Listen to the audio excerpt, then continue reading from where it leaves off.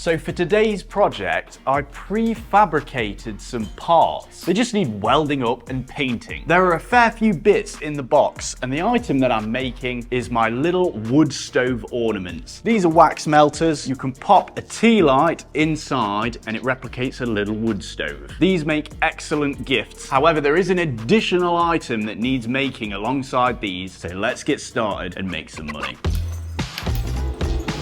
About 6 litres per minute. I've got the bodies here. I'm going to start by welding bases on, and then once I've done that I can add the leg stands, the topper, and then finally the flue. I'm using 1.6mm filler rod because that's all I've got.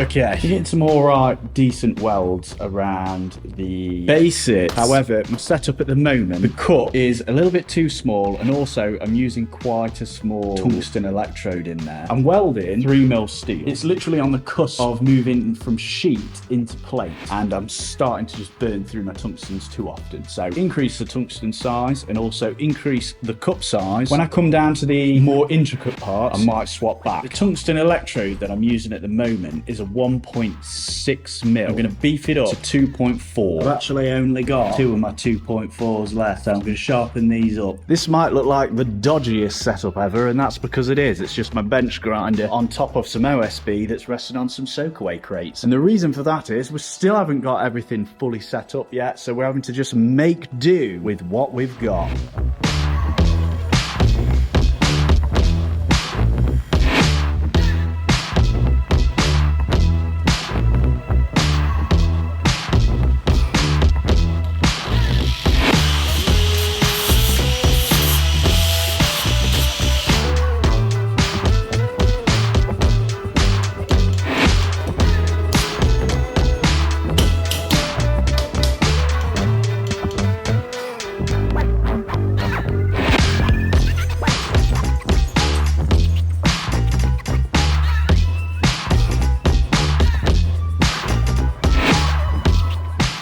The main body has been made. The only real issues I had was with the flue. The material that I've used has a very thin wall, so it's quite difficult to tack it to the back, as this is 3mm 50x50 box section. However, we got there in the end. The next thing to do is some quite delicate work. We've now got to add the flue cowl. This is a little rain cap that sits on top of the flue, and it's attached via a little piece of bent filler rod like this.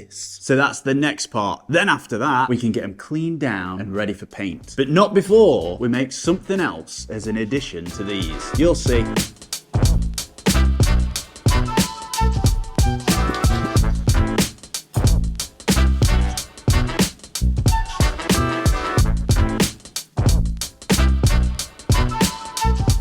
Now that the bodies are complete, it is now time to make the additional item that comes with this product. And that is this. What this is a little imitation stainless steel pan. This one isn't actually made from stainless steel. Neither will be the ones that I'm making. However, this mild steel pan will be painted silver, and it can be used to hold wax or scented oil. It sits on top of the wax melter, log burner thing, and then you pop a little candle in there, and then it will heat up the pot, and it'll make your room smell like whatever you put in there. Yuletide spice. Now, a friend of mine has just moved house, and in his new house was an old fridge, and it contained a fridge rack. I'll go grab it. Now, this is chrome coated steel, and I'm going to use these thicker parts for the pot handles. For the main body, I'm using another piece of scrap, which is this circular hollow section. This was a spare piece, and I've kept it all these years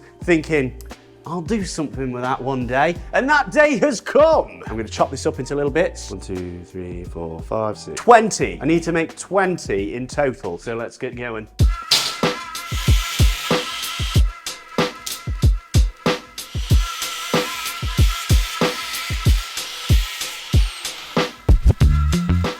Now that I've got all the handles cut up, I'm going to mark up the hollow section, and I'm just going to cut it with a grinder. How deep we're going?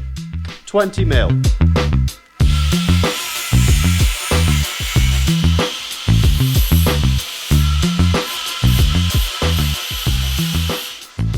cut out all of the hollow section for the pans, and now I've got some sheet. This is just 0.7 mil, and I'm gonna use this just to cut out the bases. The reason I'm using thin sheet is so I can get some tin snips around it. All I'm gonna do is line up the hollow section on the sheet and just doodly-do around it. And then I'm, of course, gonna cut to the inside of the line so that it fits.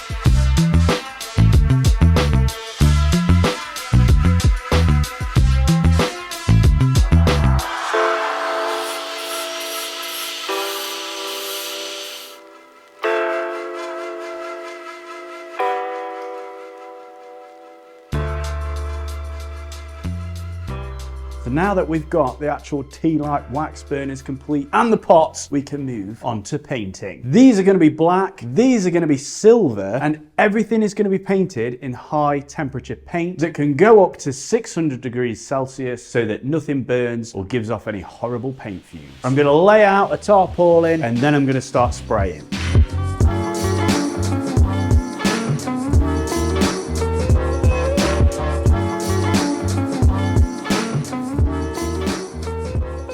We have a problem.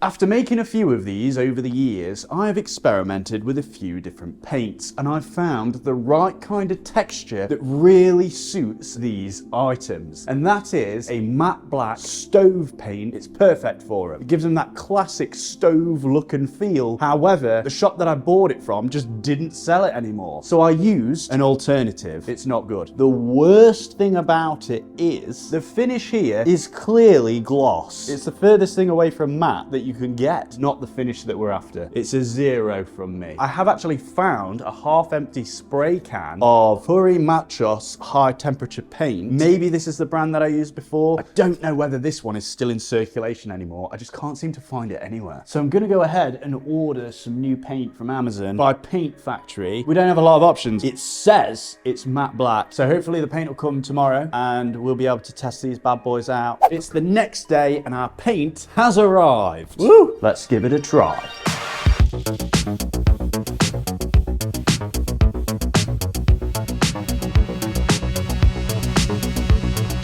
You probably could have guessed that this paint also sucked. It didn't adhere to the original paint that I used very well, and it left this horrible orange peel effect. This, of course, meant that I then had to scrub away using paint stripper to remove it all, and then spend ages sanding and removing all of the residue completely so that I could then paint it again. Now, it's one of those moments where you're trying to save money, but in doing so, the quality suffers, and then you end up spending more money trying to put it right. Well, I've actually managed to find the original paint that I used to use years ago. I've only managed to get 2 cans, not the bird. So, just in case I can't get hold of this again, I'm still going to try and get an alternative. I've also picked up the Plastikote wood stove paint, and I'm going to try this on one, and I've also scuffed up the edge just to sort of key it in so the paint will bite into the surface so it won't just easily come away. Once the paint is on, I'm going to leave them to dry for an hour, and then I'm going to put them in the oven so that they off gas, because they generate quite a lot of smoke on their first burn.